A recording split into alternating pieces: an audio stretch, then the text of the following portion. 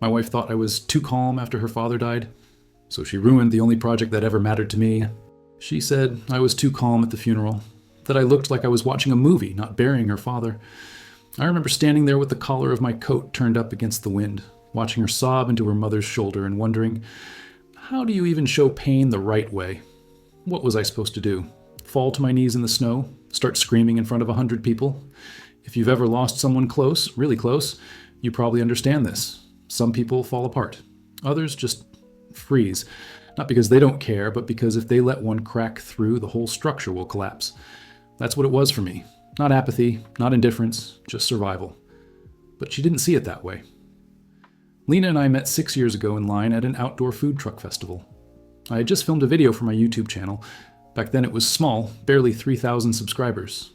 I remember her saying my camera looked serious, and I joked that it cost more than my car. She laughed. We clicked instantly. She worked in design, loved sushi, hated small talk, and could recite lines from every season of The Office like it was scripture. We moved in together 9 months later, married 2 years after that.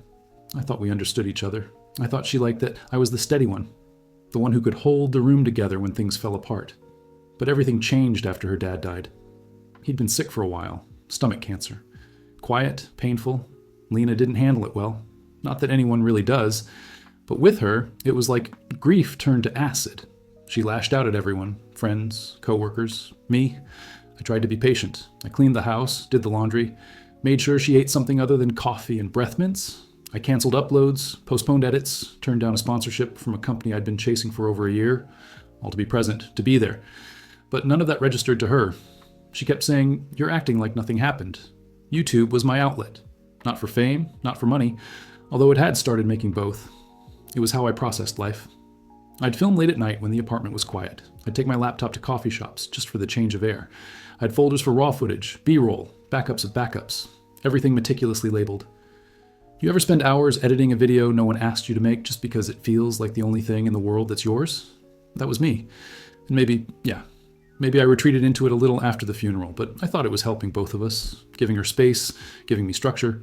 Turns out she didn't see it that way either. One night, about 2 weeks after the burial, I came home to a strange silence. No TV, no music, not even the usual hum of the dishwasher. She was sitting on the couch, staring straight ahead. The lights were off. She didn't look up when I came in, didn't say hi. I asked her if she was okay. She said flatly, "I did something." I stood still, keys still in hand. She looked at me and said, "I deleted your hard drive." All of it. At first I thought I misheard. And then she added, "You just kept working." Like nothing happened. I wanted to see if you'd cry for something. Now let me ask you something. If someone destroyed the one thing that kept you grounded, what would you do? Scream? Throw something? Shut down completely? Because I did none of those. I just walked past her, into the office, turned on my PC, and saw the empty drive for myself. All those nights, all that footage, gone. And I swear, for the first time in my life, I understood what numb really felt like. I didn't say a word that night. She waited for me to explode. I could feel it. She followed me down the hallway like someone bracing for impact. But I never gave her that satisfaction. Instead, I sat down on the floor in front of the desk, the empty folders still glowing on the monitor. My hands didn't shake. My throat didn't close. I just sat there, staring at what used to be the archive of everything I'd built for the past 2 years. It felt like looking at the ashes of a house I didn't know was burning. You ever spend so much time on something that it becomes part of your routine, like brushing your teeth or locking the door at night? That's what my channel had become.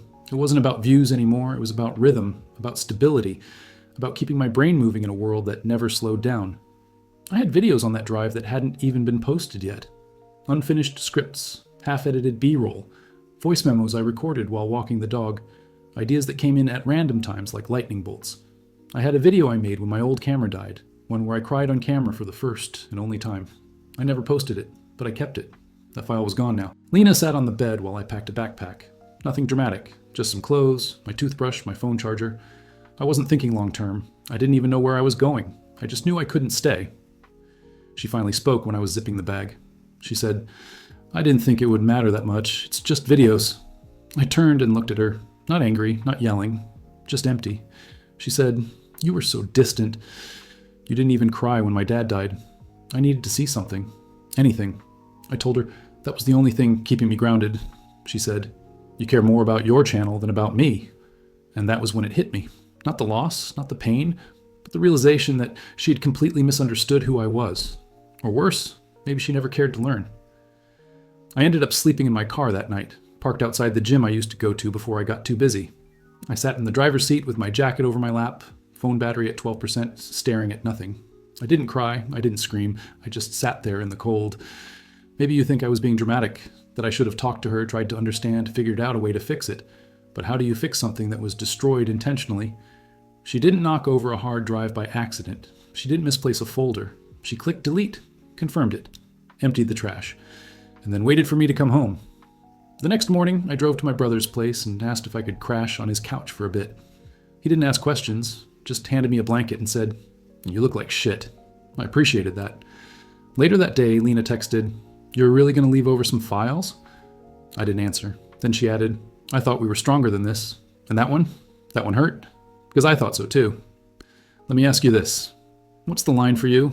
Not the movie line where someone cheats and everyone claps when you walk out. I mean the real line, the small betrayal, the calculated damage, the thing they do not because they hate you, but because they want to see you break.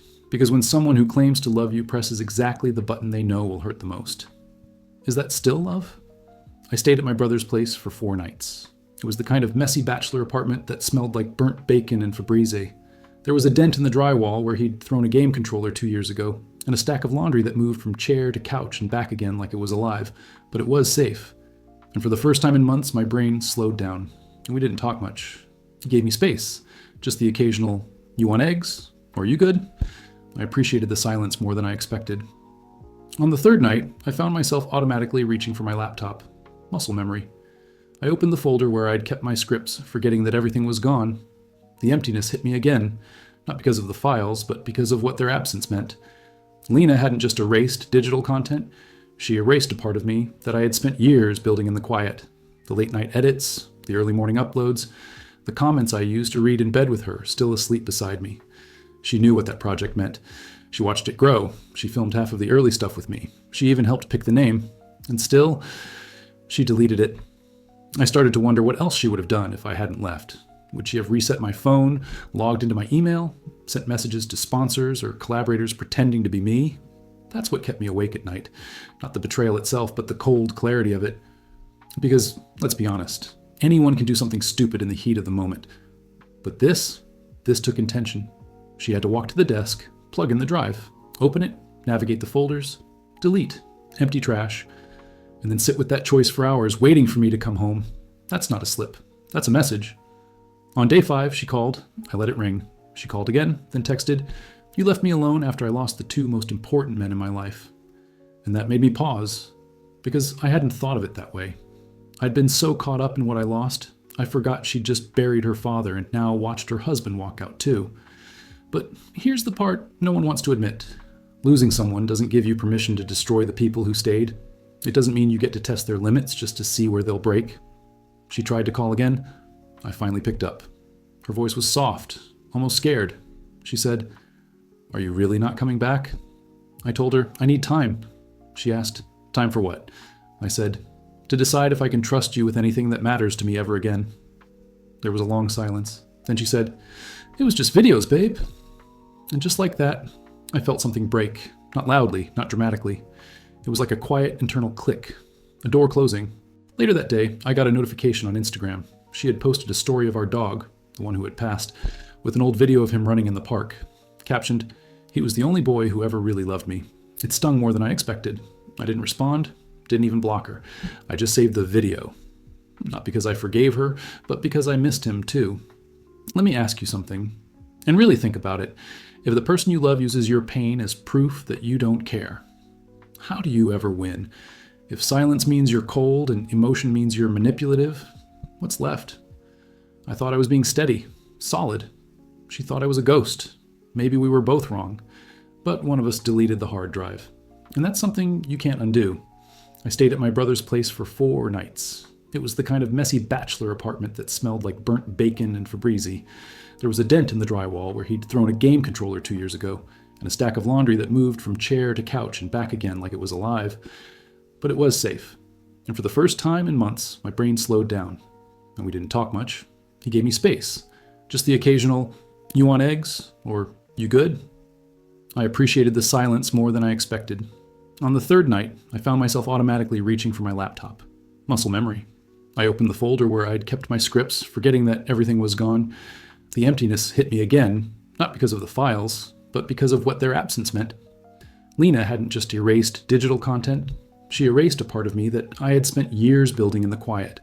The late-night edits, the early morning uploads, the comments I used to read in bed with her still asleep beside me. She knew what that project meant. She watched it grow. She filmed half of the early stuff with me.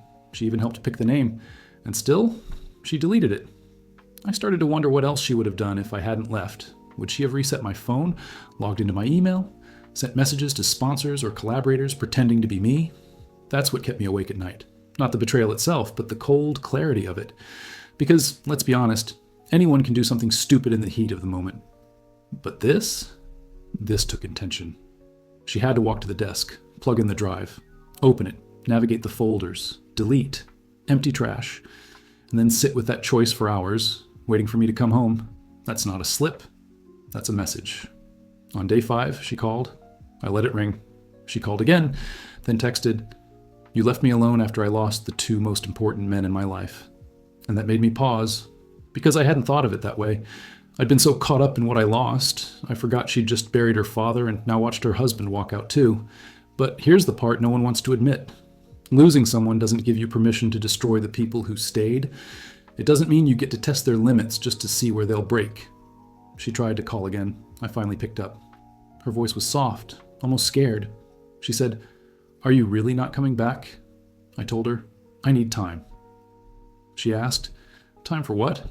I said, "To decide if I can trust you with anything that matters to me ever again." There was a long silence. Then she said, "It was just videos, babe." And just like that, I felt something break. Not loudly, not dramatically. It was like a quiet internal click, a door closing. Later that day, I got a notification on Instagram. She had posted a story of our dog, the one who had passed, with an old video of him running in the park. Captioned, "He was the only boy who ever really loved me." It stung more than I expected. I didn't respond, didn't even block her. I just saved the video, not because I forgave her, but because I missed him too.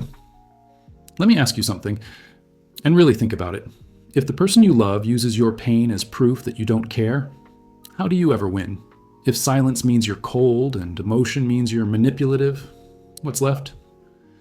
I thought I was being steady, solid. She thought I was a ghost. Maybe we were both wrong. But one of us deleted the hard drive, and that's something you can't undo. I went back on a Wednesday. Not because I forgave her, not because I missed her, because I wanted to see what was left. The apartment smelled like her shampoo and takeout containers, same blue rug in the hallway, same shoe rack with her sneakers turned sideways like always. The dog's leash still hung by the door, though there was no reason for it anymore. It was all familiar, but it felt hollow. She wasn't there when I arrived. I knew she'd be at work. I chose that time on purpose. I didn't want a scene. I wanted space to think. I walked into the office, or what used to be the office. My desk was gone. The chair too. Only thing left was an old laundry basket in the corner with one of my hoodies folded on top. She had cleared it out, like the work I'd done in that room had never existed. In the kitchen, the whiteboard on the fridge still had the same list I wrote the day before her dad's funeral. Pick up flowers, schedule a video for Saturday, call her aunt back. I stared at it for a long time. The marker was faded, like the board had been scrubbed around it but never fully erased. I went to our bedroom. My side of the closet was mostly empty, which made sense since I'd taken half my clothes, but some of them were folded neatly in a box on the bed. She had labeled it, "Yours." It was small, stupid things that hit the hardest. Like the way she'd tucked my socks together even though she hated folding them, or how she put my headphones in the original case, the one I lost 2 years ago and thought she'd thrown away. It was too organized to be careless. I was in the middle of pulling a hoodie over my head when I heard the keys at the door. She walked in holding a bag of groceries and froze when she saw me. No shouting, no guilt tripping, just, "You're back." I didn't answer. She placed the bag on the counter and said she got chicken korma, my favorite. I didn't tell her that my appetite had been gone for days. She asked if I wanted to talk. I told her I came for my things. She nodded like she already knew, but she didn't move. We sat on opposite ends of the couch in silence. Then she started talking. She said she hadn't stopped thinking about it since I left, said she felt like I was slipping away long before the funeral, that I smiled less, touched her less, pulled away when she tried to hold me. She said the channel was part of it. that it gave me something she couldn't: direction, control, purpose. I stayed quiet. Not because I didn't have thoughts, but because I knew whatever I said wouldn't be enough. Then she said the part that finally cut through me. I ruined your work because I didn't know how else to get your attention. Not out of spite, not out of hate, but out of desperation. And that made it worse because I realized something sitting there in that dim living room with her knees pulled to her chest and my box of clothes between us. She didn't do it to end us. She did it thinking we could survive it. She asked if we could go to therapy, offered to pay, said she'd do anything. I looked around that apartment and the one we used to call home and felt like a guest in a place designed to look like memory. The couch still dipped slightly on the left side where I used to sit and edit. The bookshelf still had my copy of Fight Club with the torn cover. But it didn't feel like mine anymore. It felt like something I had already walked away from. And maybe that's what made my answer so quiet. I said, I don't think I can come back from this. She didn't cry, she didn't beg, she just nodded. And that scared me more than anything. The next few weeks were a strange mix of silence and noise. Some days she wouldn't text at all. Others, she'd send a stream of messages, paragraphs, photos, voice notes of her crying, old screenshots of us laughing in bed with greasy takeout between us. I didn't reply to any of them. I moved in with a friend from college who had a spare room and no questions. His place was small, smelled like weed and incense, and had a couch that made my back hurt. But I was grateful. He offered me the Wi-Fi password, a spare key, and then said, I'm not going to pretend I understand marriage, man, but I do know when a dude looks like he's trying to breathe again. That line stuck with me, because that's what it felt like. I wasn't trying to start over, I was just trying to inhale without flinching. One night, I opened a new project in Premiere. Just an empty file. No audio, no clips. Just the gray interface, waiting. And I froze. My hands hovered over the keys, but my brain didn't follow. Not because I didn't want to create, but because I felt like I wasn't allowed to anymore. Like that part of me was still locked in the hard drive she erased. Like picking it up again would somehow betray the pain. I closed the laptop and just sat there in the dark. Then came the packages. First, a box of Polaroids. Us at the cabin in Vermont. Her in my hoodie, me brushing snow off her nose. Casper curled at our feet. Then a flash drive labeled, in case you change your mind. I didn't open it. Then came the video. She posted it publicly. A 3-minute reel titled What I Lost. It was cut like one of my old edits. Music timed to soft transitions. Clips of our wedding, the dog, her laughing in the kitchen while I filmed her secretly. The caption read, He left because I was grieving. I was angry. I made a mistake. But doesn't everyone deserve one more chance? It racked up views fast. People commented. Some called me heartless. Others said I was too sensitive, and I just sat there, reading strangers dissect our life like it was an episode of something they streamed during lunch. She turned our story into content, just like I used to. I finally broke the silence. I messaged her and asked why she would post that. She replied instantly, because I miss you, because you won't talk to me, because this is the only way to remind you of what we had. I told her she had no right. She said, then tell me what will fix this. Tell me what I can do that would be enough. But that was the thing. There wasn't anything. She had already done the thing that broke us. And now she was dressing it up in nostalgia, hoping I'd forget the weight of what it cost. One night, I caught myself scrolling through our old texts, birthday messages, grocery lists, her random, I miss you, at 2 a.m. There was a comfort in them, familiarity, a shared language. But then I hit the message. I deleted it. All of it. I wanted to see if you'd cry. And that yanked me back, because I had cried. Not for the files, not for her, but for the version of me that thought love didn't come with conditions. The next morning, I got a letter in the mail, handwritten, no return address. It was from her mother. Inside were just 5 lines. I don't know what happened between you two, but I know what you brought into my daughter's life was stability. She's not okay right now. And I don't blame you for leaving, but I hope you remember the parts of her that weren't made of fire. I read it 3 times. Then I folded it back up, slid it into the envelope, and put it in the bottom drawer of my nightstand. Because even if I couldn't go back, I wasn't ready to erase everything. Just the parts that scorched me. Looking back, the signs were there. She never handled silence well. If we had a disagreement and I chose to take a walk instead of yelling, she called it avoidance. If I tried to explain things with logic instead of volume, she said I was emotionally unavailable. She once broke a glass because I sighed during an argument, not slammed it, broke it in her own hand. Said it slipped, but the tension in her jaw told me otherwise. Another time, I missed her friend's birthday dinner because I was sick, flu, full fever, and she told me it felt like abandonment. I spent the next day apologizing with flowers and soup. At the time, I chalked it up to trauma. She'd lost people, been let down, needed security. But the older version of me, the one before the hard drive, before the funeral, he always believed love could fix anything. I don't think that version exists anymore. 2 weeks after the letter from her mom, Lena texted again. No paragraphs this time, no videos, just one message. I've been seeing someone to talk to. Not because of you. For me, I'm working on it. I stared at that text longer than I should have. It was the first message that didn't feel like bait. No guilt, no manipulation, no flattery, just progress. And I wanted to believe it. We ended up meeting for coffee. Neutral ground, public place, a small cafe we used to go to when we were broke and split a muffin to save money. She looked tired, but calm. She said she missed me, but didn't beg. Said she understood if things couldn't go back to the way they were.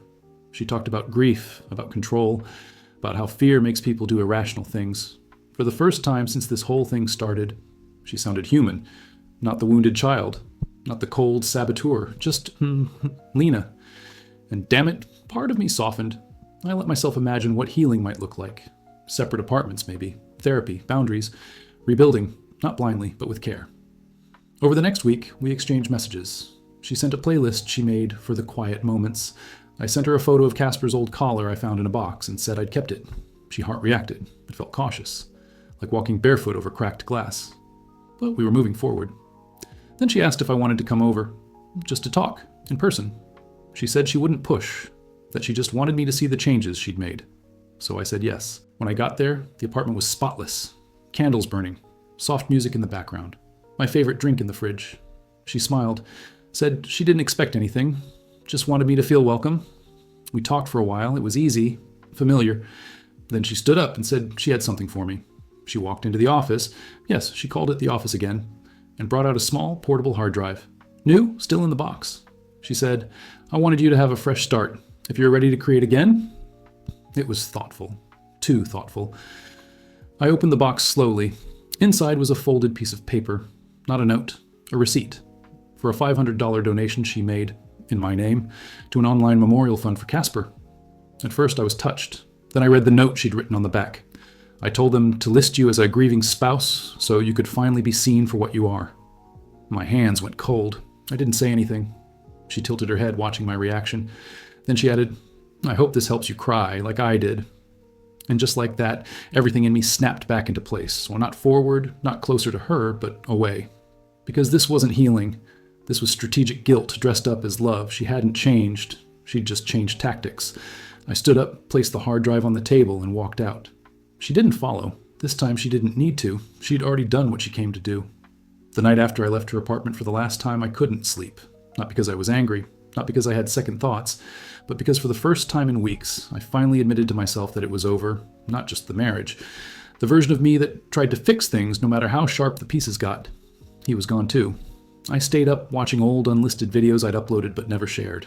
There was one of me talking to Casper like he was a roommate, one where I was setting up a tripod and muttering curses under my breath because the lighting was awful, and one where Lena walked in and made me laugh so hard I snorted coffee out my nose. I watched that one twice. Sometime around 4 a.m. I broke. Not loudly, not dramatically, just quietly. I sat on the floor with my back against the dresser, my laptop dimming out beside me, and I cried.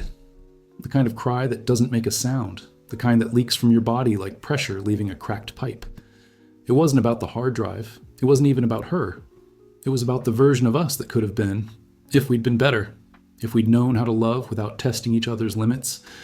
I cried for the time I wasted defending her pain while swallowing mine, for every argument where I let her rewrite the narrative so she could sleep easier, for every time I thought silence was the same as peace.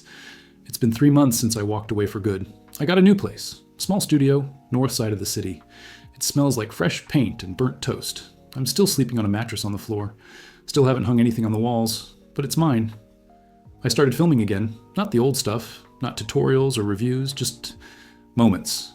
Rain hitting the window, my hands making coffee. A 10-minute video of me sitting in silence, thinking.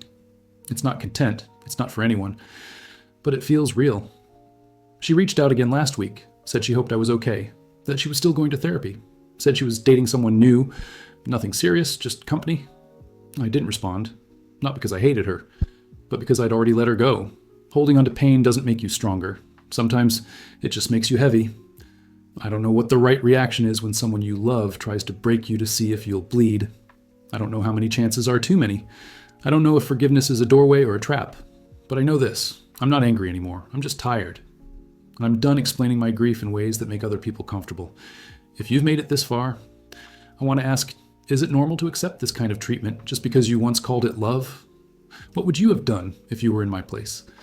Because, truthfully, I still don't know if I did everything right. Some days I replay it all in my head and wonder if there was something I could have said differently, something that would have saved us. But then I remember how she looked me in the eye and told me she wanted to see if I'd cry. And now that I finally have, I just hope it means I'm done holding it all in